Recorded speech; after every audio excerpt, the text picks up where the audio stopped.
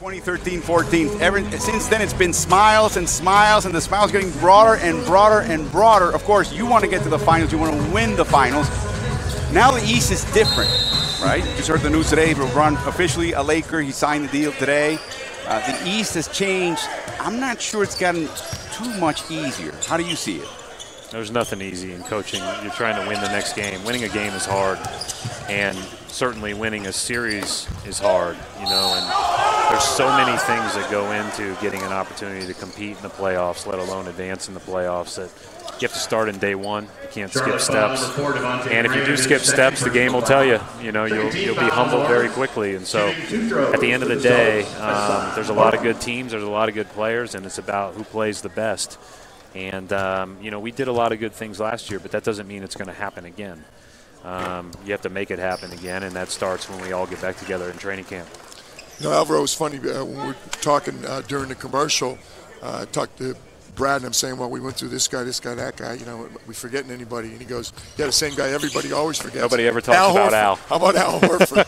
It's amazing. Al's probably, I know this, Al's probably at home watching the game, enjoying time with his kids and his wife, and not caring one bit that he's not the first question asked by everybody. I just did a media scrum with Boston media, and we talked about all kinds of things, and not Al. And Al, you know, but that's what's beautiful about him. And you talk about a guy he's the oldest player on our team, and you can't have a better leader because he's only cares about winning. That's the only thing that matters to him. That's why he plays. That's how he goes about his business. He sets a great example. I told Robert Williams, you know, ultimately all you have to do is watch. And all you have to do is, and if you do that, you're going to be successful. An assist number jumps out at me, 4.8 assists when he's with Boston. He's such a facilitator for you guys on offense. He really is. We try to play through him quite a bit. And, you know, he's one of these guys that I thought got ahead of the curve. You know, as the game became more spread out and bigs were asked to do more, he changed his game by increasing his range in his late 20s. And that was a huge thing. And now for us, he'll initiate offense. He can play off closeouts, and obviously he can shoot the ball. And, you know, teams are a lot less likely to give up those open shots to guys like Allen. So the ability to put the ball on the floor and pass the ball is critical. He began to do that in Atlanta, but he said that in recruiting by Boston, one of the first things out of your mouth was, you know, you really could facilitate starting our offense. And to him, it was like, oh, great, somebody sees what I see. Well, it was interesting this year because we had, at one point in time, we had Smart, Larkin, and Kyrie out in January. And so all we had from a point guard standpoint was Terry Rozier. And so when Terry sat, Al ran the point. And, you know, we played out of all kinds of just simple actions, but it was great because, you know, he could bring the ball up. He's a great passer. He's a very unselfish player. He's good with getting you into offense, and so we've been fortunate enough to be able to have him do that. So. And smart enough to realize what you had when you got him, and put him in situations that he could take advantage of. Go back with me. We got a minute left. Sitting here last year, he obviously was a heck of a player. We knew that from watching him in college.